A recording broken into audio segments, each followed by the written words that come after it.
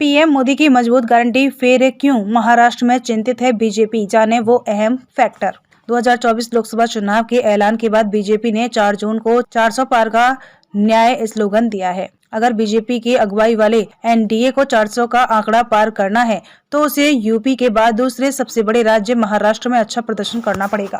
राज्य में सत्तारूढ़ बीजेपी के अगुवाई वाले महायुति ने 48 में से 45 सीटें जीतने का लक्ष्य रखा है। 2019 में बीजेपी अविभाजित शिवसेना के साथ मिलकर 41 सीटों पर जीत हासिल की थी। क्या बीजेपी महाराष्ट्र में नए सहयोगियों के साथ पुराने प्रदर्शन से दोहराते हुए आगे निकल पाएगी? रैली के बाद महारैली, ये ऐसा सवाल है कि जिसका जवाब 4 जून को ईवीएम खोलने पर मिलेगा।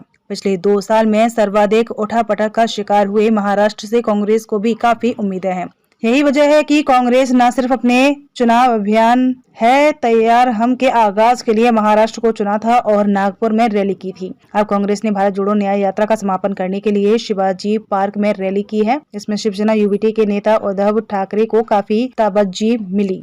वे अग्रिम पंक्ति में राहुल गांधी के साथ बैठे। हालांकि शिवसेना नेता और महाराष्ट्र के सीएम ने राहुल गांधी की शिवाजी पार्क में रैली को शिवसैनिकों के लिए ब्लैक संडे करार दिया। बीजेपी ही नहीं, उसके सहयोगियों शिवसेना और एनसीपी को भरोसा है कि पीएम मोदी के करिश्माई नेतृत्व और उनकी गारंटी स्लोगन से महायुति महाराष्ट्र में एमवीए यानी कि महाविकास अघाड़ी पर भारी पड़ेगा। तो हो सकता है कि नुकसान जैसे अच्छे प्रदर्शन की उम्मीद बीजेपी को महाराष्ट्र में है, वैसे कांग्रेस के रणनीतिकार भी सीटों की संख्या बढ़ने की उम्मीद लगाए बैठे हैं। कुछ सर्वे में एमवीए को काफी मजबूत स्थिति में भी दिखाया गया है। राजनीतिक हलकों में जो चर्चा है उसके अनुसार बीजेपी के लिए महाराष्ट्र में 2 बड़ी चिंताओं का जिक्र हो रहा है। पहली चिंता है कि अगर दलित वोट खिसका तो पार्टी को नुकसान हो सकता है। यही वजह है कि एमवीए के नेता प्रकाश अंबेडकर की हार्ड बार्गेनिंग के बाद भी बातचीत जारी रखे हुए हैं।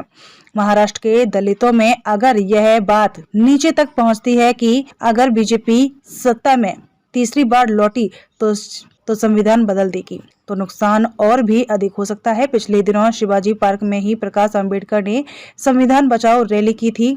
दोनों को मिल सकता है। बीजेपी की दूसरी बड़ी चिंता सिंपैथी फैक्टर को लेकर है। हाल ही में जलगांव लोकसभा सीट पर एक सर्वे में शिवसेना यूबीटी नेता और पूर्व सीएम उद्धव ठाकरे की लोकप्रियता पीएम मोदी के बराबर मिली थी। बीजेपी की चिंता यह है कि अगर सिंपैथी फैक्टर काम किया तो उद्धव ठाकरे और शरद पवार को लाभ मिल सकता है। ऐसे में बीजेपी पीएम मोदी के करिश्माई नेतृत्व और गारंटी स्लोगन के बाद भी थोड़ी चिंतित है। राजनीतिक हलकों में पहले भी यह चर्चा होती आई है कि उद्धव ठाकरे और शरद पवार को जनता की सिंपैथी मिल सकती है। इसी का अंदेशा भांपते हुए पिछले दिनों महाराष्ट्र के उप मुख्यमंत्री अजित पवार ने बारामती में कहा था कि चुनाव में आप इमोशनल ना हो। जो भी अगर बीजेपी की अगुवाई वाले एनडीए को 400 पार का लक्ष्य पार करना है तो महाराष्ट्र में बड़ी जीत जरूरी होगी।